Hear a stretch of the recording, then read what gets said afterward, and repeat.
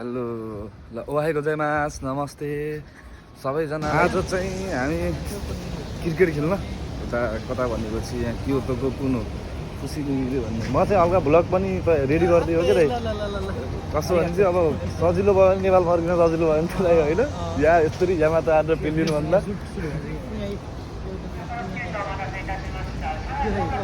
के चाहिँ रह्यो ऊ हाम्रो दाइ चाहिँ यहाँ 10 वर्षदेखि जापानमै वर्किङवाला पिआर छिटै अब रातो पासपोर्ट छिटै आउँछ अब दाइको चाहिँ।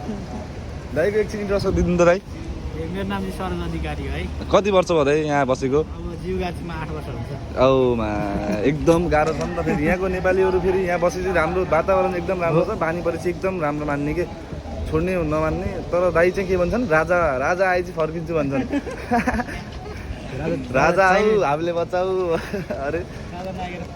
अब एकछिनमा चाहिँ ल क्रिकेट ग्राउन्डमा क्रिकेट खेल्न आएको देखाउँछु ल।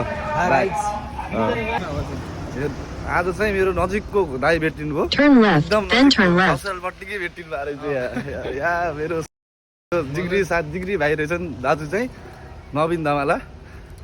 फिक्सै मेसेज हानिहाल्छ ढुक्क हानिहाल्छ।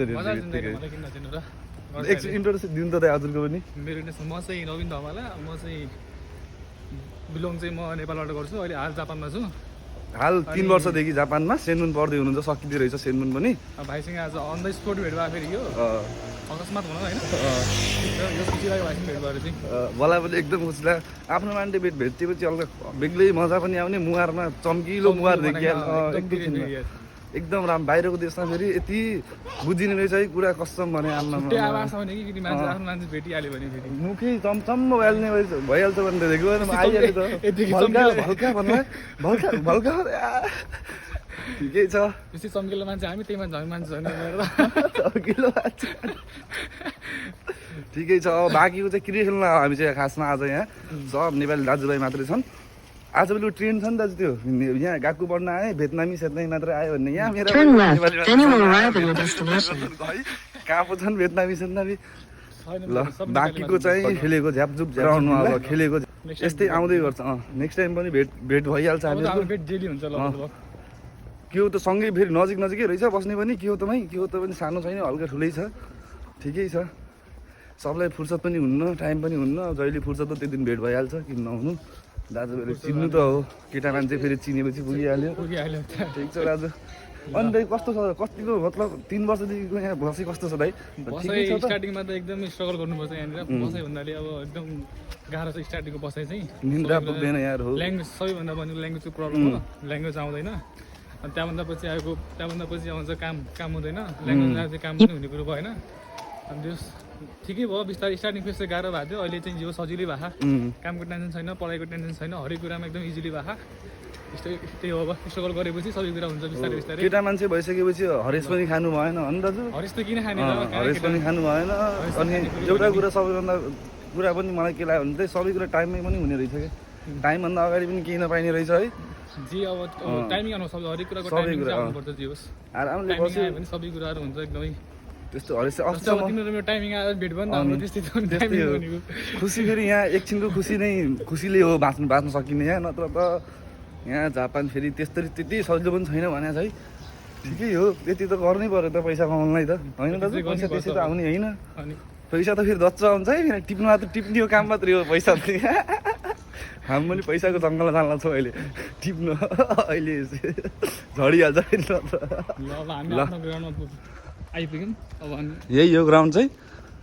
ए दाजु हातमै यहाँ खाना साना मिल्दैन भन्थे। यहाँ फर्स्ट टाइम आउँदाखेरि खाना साना दाजु साइकलमा त्यो गाडीहरू नमिल्यो हिँडेर जान जति नै खाना मिल्छ यहाँनिर। त्यस्तो केही छैन यहाँनिर। कसैले डिस्टर्ब गर्नु भएन आनन्दले आफूले जे गरे पनि हुने रहेछ गलत काम नगरेर।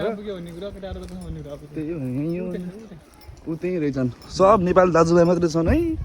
आनन्द छ। यहाँ अर्को साथीले पनि ल्यायो भयो अर्को त्यो उता सिरायातिरको उदाइ त्यहीँ गरेछन् फेरि 3 जना भेटियो।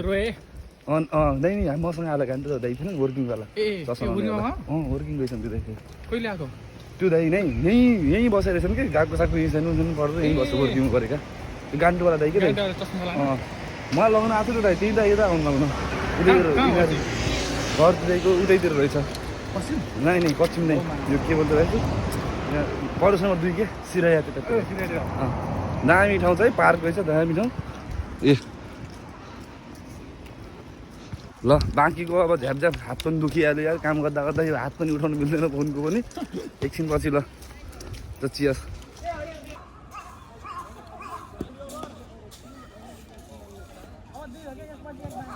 भर्खर आउट भएर बसेकोमा बेकार छ के गर्दैछ राजा हामीहरूले यहाँ ट्रेन कुदाउँछ राजा ट्रेन लास्ट गाह्रो छ यार ट्रेन पनि थाहा पाइन्न एक्सप्रेस लोकल आएको एक्सप्रेस लोकल हामी कहाँ जान्छ लोकल जाने कुरो पनि आएन यहाँ फेरि रोक्दैन कि लोकल मात्रै हो लोकल हाम्रो स्टेसन सब हल्का सानो स्टेसन हो कि होइन एक्सप्रेसमा जाउँ भनेको अब मिले गाह्रो पऱ्यो होइन अगाडि रोक्छ कि फेरि 2-3 स्टेसन अगाडि रोक्छ त्यहाँदेखि हिँड्नुभन्दा अब रोक्यो एकछिन पैसा नगर होइन त्यो पनि अब पैसा छ्याल छ्याल छ्याल भ्यालु होइन महिनाको 4 कहीँ जाँदैन 40,000 भनेको मैले कहीँ जाँदैन ठिकै छ अब पछि भेट्ला यस्तै हो कृषि पनि खेलियो थाक पनि यस्तो होला भोलि काम भोलिको काम सोचेर गाँड फाल्न रुममा काम गर्ने मान्छे राखेको छौँ खानासाना पकाएर राखेको हुन्छ गएर खाने मात्रै काम छ खाएन भने यति कराउँछु नि खाने भने कस्तो कराउँछु नि मलाई खाएन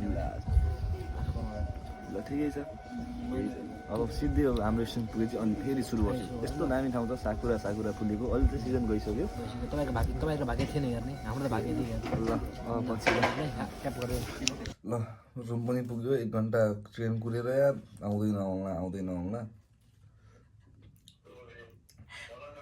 त्यही भएर एकछिन पछि अब भोलि भेटौँला बाई